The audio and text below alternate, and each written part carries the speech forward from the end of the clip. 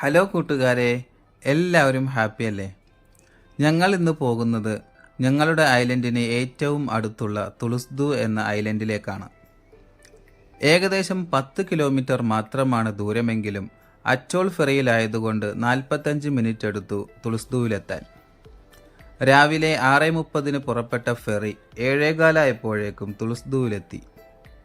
Calf അച്ചോളിൻ്റെ capital ഐലൻഡാണ് തുളുസ്ദു. ദിഫുഷിയേക്കാൾ വലിപ്പം കൂടിയ ദ്വീപായതുകൊണ്ട് ഞങ്ങൾ ബഗ്ഗിയിലാണ് യാത്ര ചെയ്തത്. ബോട്ട് ജെട്ടിയിൽ നിന്നും ഞങ്ങൾ ആദ്യം എത്തിയത് ഒരു പാലത്തിൻ്റെ അടുത്താണ്. ബ്രിഡ്ജ് ഹട്ട് ഏരിയ എന്നാണ് ഇതിനെ വിളിക്കുന്നത്. അതിമനോഹരമാണിവിടം. കടലിനോട് ചേർന്നുള്ള കണ്ണാടി പോലെ തെളിഞ്ഞ ജലപ്പരപ്പിന് മുകളിലാണ് പാലം നിർമ്മിച്ചിരിക്കുന്നത്. പാലം അവസാനിക്കുന്നിടത്ത് ഇരിപ്പിടങ്ങളോട് കൂടിയ ഒരു കൂടാരവും ഉണ്ട്. ഞങ്ങൾ കുറച്ചുനേരം അവിടെ ഇരുന്ന് ചിത്രങ്ങൾ പകർത്തി. പിന്നീട് പാലത്തിൻ്റെ അപ്പുറത്തേക്ക് നടന്നു. അതിമനോഹരമായിരുന്നു അപ്പുറത്തെ കാഴ്ച. മരങ്ങൾ നിറഞ്ഞു നിൽക്കുന്ന ചെറിയ ഒരു പ്രദേശം. കണ്ടാൽ ഒരു ചെറിയ കാടാണെന്ന് തോന്നും.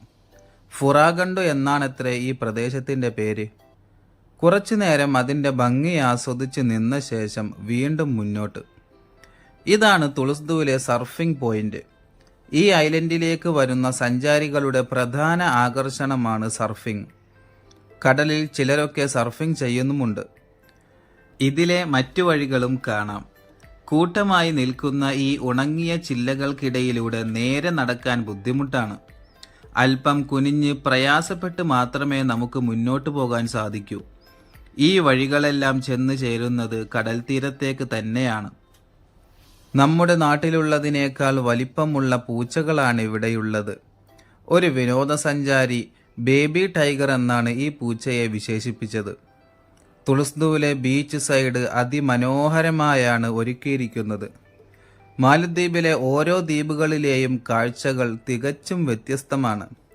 ശേഷം ഞങ്ങൾ ബഗ്ഗിയിൽ കയറി അടുത്ത ലക്ഷ്യസ്ഥാനത്തേക്ക് നീങ്ങി.